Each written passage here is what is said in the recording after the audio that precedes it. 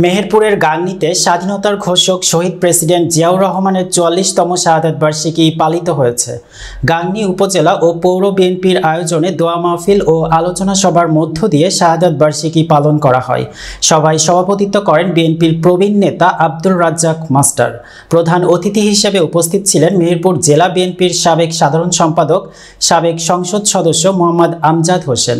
BNP নেতা মুস্তাফিজুর রহমান বাবলুর সঞ্চালনায় এ সময় বীর মুক্তিযোদ্ধা বিএনপি নেতা আমিরুল ইসলাম, রায়পুর ইউনিয়ন বিএনপির সাবেক সভাপতি উপাধ্যক্ষ নাসির উদ্দিন, বিএনপির নেতা সাজেদুর রহমান বুলবুল, সাহারবাটি ইউনিয়ন পরিষদের ভারপ্রাপ্ত চেয়ারম্যান আসমা তারা খাতুন সহ কর্মীরা উপস্থিত ছিলেন।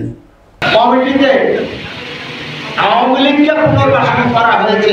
আওয়ামী লীগের পুনর্বাসন করা মানুষদেরকে দিয়ে আপনাকে গান্ধীকে বিএনপি প্রতিষ্ঠিত করতে হবে, যেটা আদৌ সম্ভব নয়।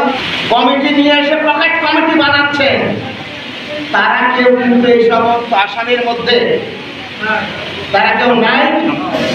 এই গান্ধীর মানুষের জন্যে, ন্যায়কে গান্ধীতে প্রতিষ্ঠিত করার জন্যে আন্দোলন সংগ্রাম করার স্বভাব অভ্যাস শক্তি আপনাদেরকে নিয়ে আমার ছিল, আছে, ইনশাল্লাহ সামনের দিনে থাকবে।